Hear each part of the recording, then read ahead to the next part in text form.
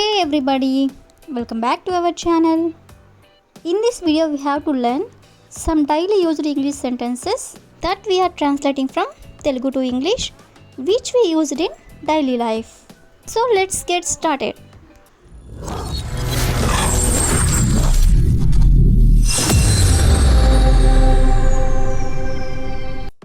Before going to the topic, if you like this video, please like and share to your friends and family members, and also don't forget to subscribe my channel. Okay, coming to the topic, ఈ రోజు వీడియోలో మనం ఏం జరిగినా సరే అనే వర్డ్ని మనం మన డైలీ లైఫ్లో చాలా సందర్భంలో యూజ్ చేస్తూ ఉంటాం కదా.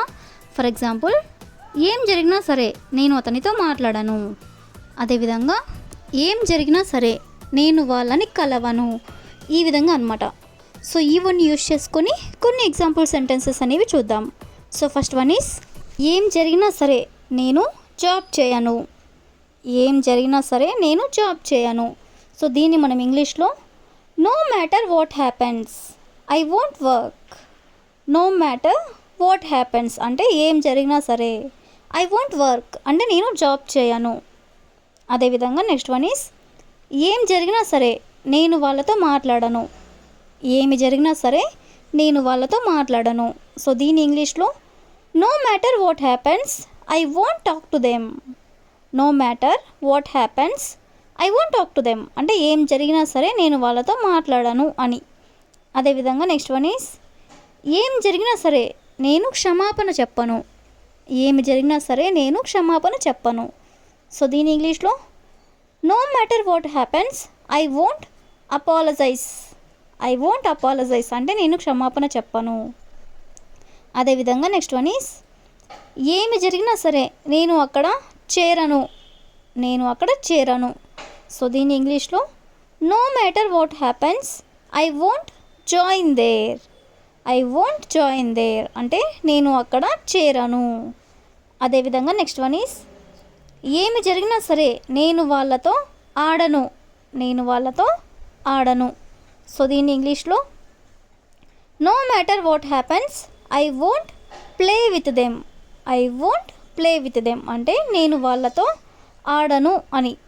అదేవిధంగా నెక్స్ట్ వన్ ఈస్, ఏం జరిగినా సరే నేను అతనిని పెళ్లి చేసుకోను. ఏం జరిగినా సరే నేను అతనిని పెళ్లి చేసుకోను. సో దీని ఇంగ్లీష్లో no matter what happens I won't marry him. I won't marry him అంటే నేను అతనిని పెళ్లి చేసుకోను. ఏం జరిగినా సరే అంటే నో మ్యాటర్ వాట్ హ్యాపెన్స్. అదేవిధంగా నెక్స్ట్ వన్ ఈస్, ఏం జరిగినా సరే నేను అతనికి డబ్బులు ఇవ్వను. ఏం జరిగినా సరే నేను అతనికి డబ్బులు ఇవ్వను. సో దీని ఇంగ్లీష్లో no matter what happens I won't give him money. No matter what happens I won't give him money అంటే నేను అతనికి డబ్బులు ఇవ్వను ఏం జరిగినా సరే. అదేవిధంగా నెక్స్ట్ వన్ ఈస్, ఏం జరిగినా సరే నేను ఆమెకి హెల్ప్ చేయను. ఏం జరిగినా సరే నేను ఆమెకి హెల్ప్ చేయను. సో దీన్ని ఇంగ్లీష్లో no matter what happens I won't help her. No matter what happens అంటే ఏం జరిగినా సరే ఐ వోంట్ హెల్ప్ హర్ అంటే నేను ఆమెకి హెల్ప్ చేయను అని. సో ఈ విధంగా మనం ఏం జరిగినా సరే అనే వర్డ్ని మనం యూజ్ చేసుకొని కొన్ని ఎగ్జాంపుల్స్ అనేవి చూసాం కదా. నెక్స్ట్ వచ్చేసరికి, నేను సైకిల్ కొనాలనుకుంటున్నాను, లేదా నేను బస్ కొనాలనుకుంటున్నాను, లేదా నేను మీతో మాట్లాడాలనుకుంటున్నాను. ఈ విధంగా మనం అనుకుంటున్నాను అని చాలా సందర్భంలో అంటూ ఉంటాం కదా. సో ఇలాంటి సెంటెన్సెస్ని ఇంగ్లీష్లో ఎలా చెప్పాలో కొన్ని ఎగ్జాంపుల్ సెంటెన్సెస్ అనేవి చూద్దాం. సో ఫస్ట్ వన్ ఈస్, నేను మీతో కలిసి పని చేయాలనుకుంటున్నాను. నేను మీతో కలిసి పని చేయాలనుకుంటున్నాను. సో దీని ఇంగ్లీష్లో I wish to work with you. I wish to work with you అంటే నేను మీతో కలిసి పని చేయాలనుకుంటున్నాను అని. అదేవిధంగా నెక్స్ట్ వన్ ఈస్, నేను మీతో మాట్లాడాలనుకుంటున్నాను. నేను మీతో మాట్లాడాలనుకుంటున్నాను. సో దీన్ని ఇంగ్లీష్లో I wish to talk to you. I wish to talk to you అంటే నేను మీతో మాట్లాడాలనుకుంటున్నాను అని. అదేవిధంగా నెక్స్ట్ వన్ ఈస్, నేను ఆ మ్యాచ్ గెలవాలనుకుంటున్నాను. నేను ఆ మ్యాచ్ గెలవాలనుకుంటున్నాను. సో దీని ఇంగ్లీష్లో I wish to win that match అంటే ఆ మ్యాచ్ గెలవాలనుకుంటున్నాను అని. అదేవిధంగా నెక్స్ట్ వన్ ఈస్ నేను ఇంగ్లీష్ నేర్చుకోవాలనుకుంటున్నాను.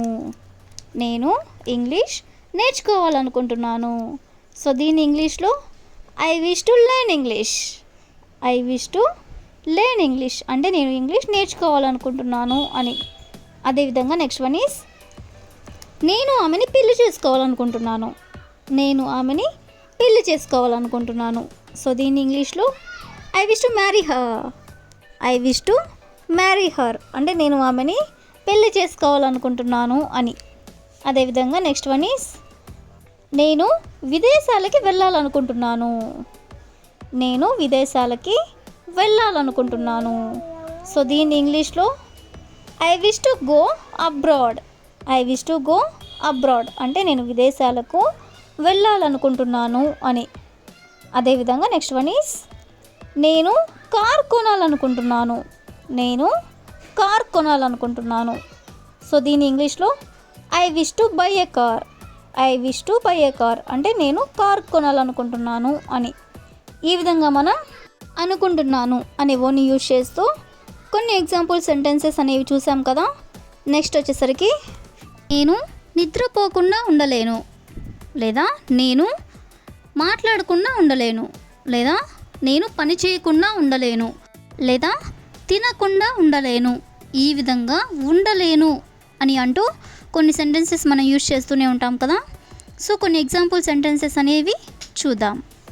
ఫస్ట్ వన్ ఈస్ వాళ్ళు మొబైల్లో గేమ్స్ ఆడకుండా ఉండలేరు. వాళ్ళు మొబైల్లో గేమ్స్ ఆడకుండా ఉండలేరు. సో దీని ఇంగ్లీష్లో they won't refrain from playing games on mobile. They won't refrain from playing games on mobile అంటే వాళ్ళు మొబైల్లో గేమ్స్ ఆడకుండా ఉండలేరు అని. అదేవిధంగా నెక్స్ట్ వన్ ఈస్ వాళ్ళు డబ్బు ఖర్చు పెట్టకుండా ఉండలేరు. వాళ్ళు డబ్బు ఖర్చు పెట్టకుండా ఉండలేరు. సో దీన్ని ఇంగ్లీష్లో they won't refrain from spending money. They won't refrain from spending money అంటే వాళ్ళు డబ్బు ఖర్చు పెట్టకుండా ఉండలేరు అని. అదేవిధంగా నెక్స్ట్ వన్ ఈస్ ఆమె అతనితో మాట్లాడకుండా ఉండలేదు. ఆమె అతనితో మాట్లాడకుండా ఉండలేదు. సో దీన్ని ఇంగ్లీష్లో she won't refrain from talking to him. She won't refrain from talking to him అంటే ఆమె అతనితో మాట్లాడకుండా ఉండలేదు అని. అదేవిధంగా నెక్స్ట్ వన్ ఈస్ అతడు ఫ్రెండ్స్తో మాట్లాడకుండా ఉండలేడు. అతడు ఫ్రెండ్స్తో మాట్లాడకుండా ఉండలేడు. సో దీన్ని ఇంగ్లీష్లో he won't refrain from chit chatting with his friends. He won't refrain from chit chatting with his friends అంటే అతను ఫ్రెండ్స్తో మాట్లాడకుండా ఉండలేడు అని. అదేవిధంగా నెక్స్ట్ వన్ ఈస్ అతను స్మోక్ చేయకుండా ఉండలేడు. అతను స్మోక్ చేయకుండా ఉండలేడు. సో దీన్ని ఇంగ్లీష్లో he won't refrain from smoking. He won't refrain from smoking అంటే అతను స్మోక్ చేయకుండా ఉండలేడు అని. సో ఈ విధంగా మనం కొన్ని ఎగ్జాంపుల్స్ అనేవి చూసాం కదా.